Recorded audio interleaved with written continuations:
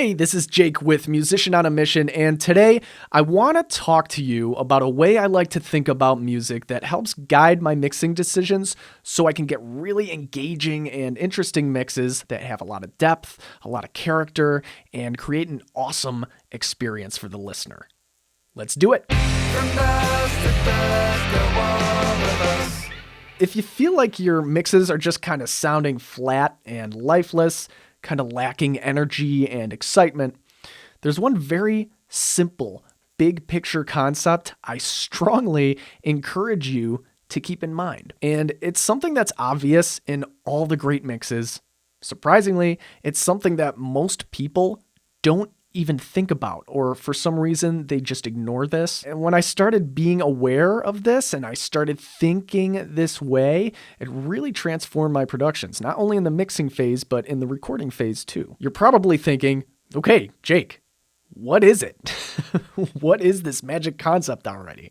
Contrast. Now, at face value, this might seem very simple, and that's because it is, but let's dig into it because it's really at the core of what mixing is all about. So I like to call this concept balancing dualities. The idea here is there are two sides to everything, and you can't have one without the other. Without evil, there can be no good. Without sadness, there can be no happiness. Without chaos, there can be no peace.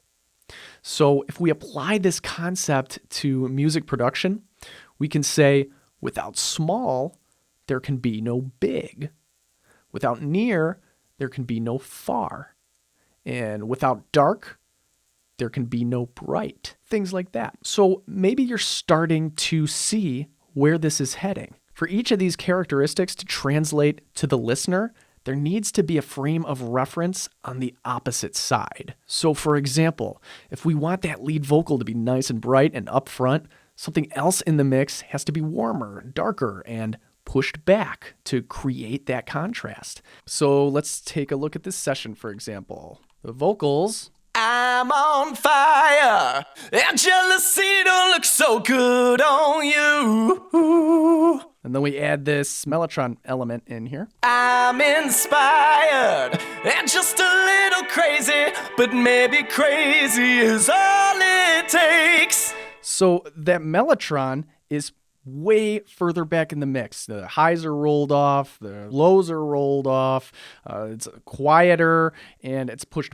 back. Well, it's part of that contrast that allows the vocals to kind of pop forward.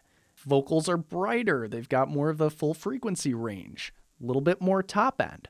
Now, if both of these elements were the same volume and had the same full frequency range and were in the same octave, now, all of a sudden, we're robbing the mix of that three-dimensional depth. There needs to be that duality there. There needs to be that contrast. If we want drums to punch through the speakers, something else needs to provide a stable, more controlled bed for those drums to really leap out of.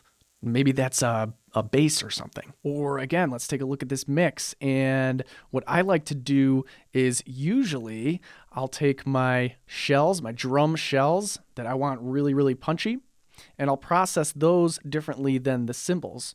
So I've got some really punchy shells here.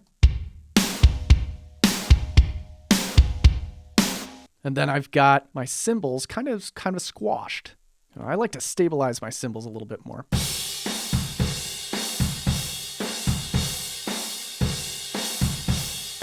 There isn't as much punch, there isn't as much dynamic range there. And then these drums are just punching right through. So that's the duality there. We've got a controlled bed of cymbals that the shells get to just punch right through from altogether.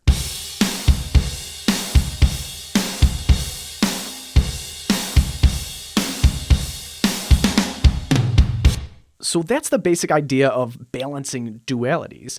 Here are some of the tools that we use to balance duality in the mix. And I like to think about the characteristics first. So for bright and dark, you could use EQ. For near and far, you could use level, EQ, reverb, delay, even compression can help here if you wanted to really squash something back. For movement and stability, you could use volume automation, modulation, compression, limiting, For wide and narrow, you could use panning, delay, stereo imaging. So there's a ton more. If you can think of any, drop them in the comments. And I want you to check out this exercise. I think you might find interesting and ultimately really kind of helpful. So check it out. Try creating a playlist of 5 of your favorite mixes. Then grab a notepad and a pen, listen, and I want you to physically write down the dualities you hear in those songs. Now, when you start listening to music and you start thinking about production in this way, it can have a really, really big impact on your mixes. This can be just such a powerful way to think. So that's just a big picture concept, right? Obviously, there are still a lot of details and other things you need to get right if you want your music to sound professional. That's why my friend Rob, the founder of Musician on a Mission, put together a free workshop where he shares the 7 steps to making radio-ready music at home. And you'll learn a completely new approach to home recording and mixing that can help you get there much, much faster. Over 36,000 people have already been through this workshop, and they've seen results in a matter of days. So now it's your turn. If you want to learn the exact 7 steps that are going to take your mixes to a professional standard in under a year, and you want to avoid wasting time, money, and effort on the wrong things, then go and watch the free workshop now. You can either click the link you see on the screen or head to the link in the description to get access. It is completely free. Make sure to check it out. And if you're new here, don't forget to subscribe and hit the bell for notifications. This is Jake with Musician on a Mission, signing off. You guys are awesome. Remember, create regardless.